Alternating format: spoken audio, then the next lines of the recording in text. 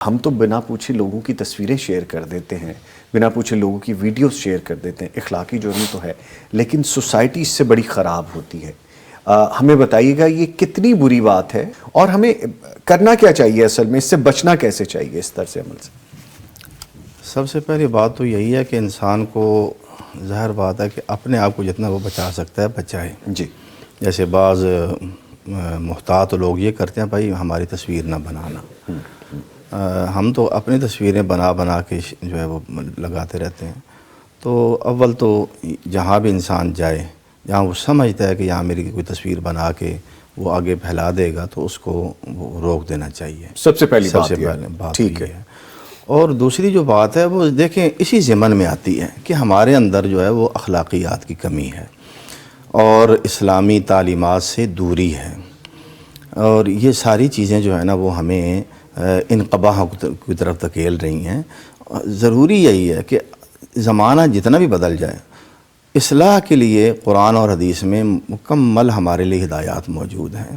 جیسے قرآن مجید کی اگر یہی آیت کریمہ ہم اپنے ذہن میں رکھ لیں اور اس کی تفسیر جو اللہ کے نبی نے فرمائی ہے کہ اجتنبوا کثیرا من الظن ان بعض الظن اسم ولا تجسسوا ولا یغتب بعضکم بعضا۔ تجسس میں یہی چیز آتی ہے نا جی کہ آپ یعنی کسی کی کوئی بھی خفیہ بات اس کی ٹو میں رہتے ہیں اور اس کو آپ جو ہے وہ معلوم کرنا چاہتے ہیں، اور جاسوس کا اگر ہم لفظ بولیں تو اس میں یہ ٹو میں یہ معلوم ہو رہا ہے کہ گویا اس کی سوچ یہ ہے کہ یہ میں دوسروں کے ساتھ شیئر کروں گا، میں دوسروں کو بتاؤں گا۔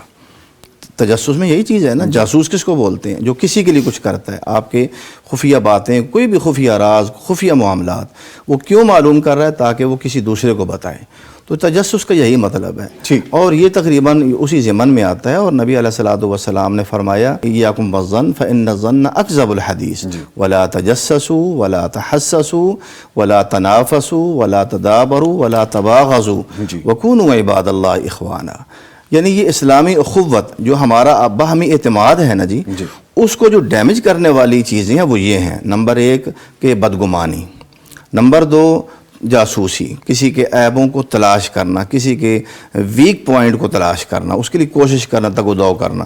اور آج کل جس طرح یہ ابھی ذکر ہو رہا ہے، ڈاکٹر صاحب بھی فرما رہے تھے، گویا ہم اتنے ایک خوفناک حالت کی زندگی گزار رہے ہیں کہ ہمارے سارے راز، ہمارا سب کچھ ہمارے ایک چھوٹے سے ایک آلے میں ہے جو ہماری جیب میں ہوتا ہے۔ کسی کا راز اس کو آپ سونپتے ہیں، وہ آگے کسی کو بتا دیتے ہیں، معاشرتی طور پہ کیا بگاڑ پیدا ہوتا ہے، لڑائی جھگڑے کی صورتحال ہوتی ہے، اور یا اس کا حل کیا ہو سکتا ہے اگر کوئی اس طرح کرتا ہے تو؟ دیکھیں جی، سب سے پہلے تو ان چیزوں کے لیے سب سے پہلے ہمیں اپنے معاشرے کے جو بنیادی چیزیں ہیں اس کو سمجھنا پڑے گا۔ یہ کوئی ہمارا معاشرہ جو ہے وہ ان چیزوں کو آپ وہاں پر لوگ عمومی طور پہ بڑے افسوس کے ساتھ کہنا پڑتا ہے، یہ تو پہلے ہی ٹو میں رہتے ہیں کہ کسی کی کوئی بات پتہ چلے اور اس کو ہم جو ہے وہ کسی طرح سے دیکھیں کہ کس طرح سے کسی کو ڈی فیم کیا جا سکتا ہے۔ تو جو اب راز افشا کرنا، جیسے قاری صاحب نے بہت اچھی بات کی کہ اس کے لیے سب سے پہلے ضروری چیز تو یہ تھی کہ آپ نے کوئی قابل اعتماد شخص، لیکن ہم دیکھیں گے کہ انفارچونیٹلی ہمارے ہاں جو بریچ ہو رہی ہے وہ سب سے زیادہ قابل اعتماد سمجھے جانے والے، قریبی سمجھے جانے والے لوگوں سے ہو رہی ہے۔ قابل افسوس بات ہے کہ اس وجہ سے ایک تو سب سے پہلے ٹرسٹ کا ڈیمیج ہونا بہت زیادہ جو ہے وہ ہمارے ہاں آ گیا ہے کہ ہم کسی پر ٹرسٹ کر ہی نہیں سکتے، کیونکہ جن لوگوں پر بہت قریبی لوگوں پر ٹرسٹ کر کے دیکھا اس معاملے میں، انہوں نے ہی آپ کا جو ہے وہ راز کسی جگہ پر افشا کر دیا۔ تو اس کے لیے سب سے بنیادی چیز وہی کہ سب سے پہلے تو ٹریننگ کی ضرورت ہے کہ کون سی بات کسی کو بتانی ہے اور کون سی بات نہیں بتانی ہے۔ بعض اوقات لوگ بچوں کو جو ہے وہ اکیلے، کسی کو ہماری ایک فیملی میں تھے تو وہ بیٹے کو اکیلے نہیں بھیجتے تھے کسی کے گھر میں، ساتھ اس کی بہن کو بھیجتے تھے، تو وہ اس کے پیچھے فلسفی یہ تھی کہ یہ گھر کی بہت ضروری چیزیں یہ تک بتاتے ہیں کہ کتنے پیسے ہیں اور کہاں پڑے ہوئے ہیں، ریلیٹیوز کو بھی۔ بچے ہیں معصوم ہیں۔ اچھا، اسی طرح کی معصومیت جو ہے وہ بڑے ہو کر بھی ختم نہیں ہو پا رہی، اس کو وہ معصومیت نہیں ہے، وہ بے وقوفی میں کنورٹ ہو گئی۔ ٹریننگ اگر آپ بچے کو نہیں دے رہے تو وہ معصومیت بے وقوفی میں کنورٹ ہو جاتی ہے کہ وہ جو ہے وہ چیزیں جو گھر کی جس طرح سے ہیں وہ پرائیویسی کے اندر، کیونکہ ہر گھر جو ہے اس کا صحن جو ہے وہ میں ایک بات کیا کرتا ہوں کہ وہ ڈیفرنٹ ہے دوسرے سے۔ اور اس کو پروٹیکٹ کرنا ضروری ہے. اگر آپ اپنی روایات کو رکھتے ہیں اسی طرح سے جو ہے وہ اس کی اندر بچوں کی ٹریننگ ڈیفرنٹ ہے, اس کا رہن سہن ڈیفرنٹ ہے.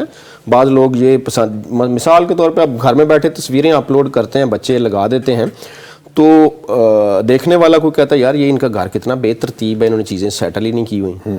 وہ ہو سکتا ہے رشتہ کرنا چاہ رہے ہوں, وہ کسی اور نظر سے دیکھ رہے ہوں, تو وہ کہتے ہیں یہ تو بڑی بے ترتیب چیزیں ہیں سارے کی ساری. ان کا پوائنٹ آف ویو بدل جاتا ہے کہ یہ تو بے ہنگم بے ترتیب, کوئی ان کی سیٹلمنٹ نہیں ہے, کوئی کسی طرح سے بہتر نہیں ہے. تو ہم جو ہے وہ اس طرح کا رستہ جو ہے وہ ہموار کرتے ہیں بریچ کے لیے اور اس کے لیے. ٹھیک ہے.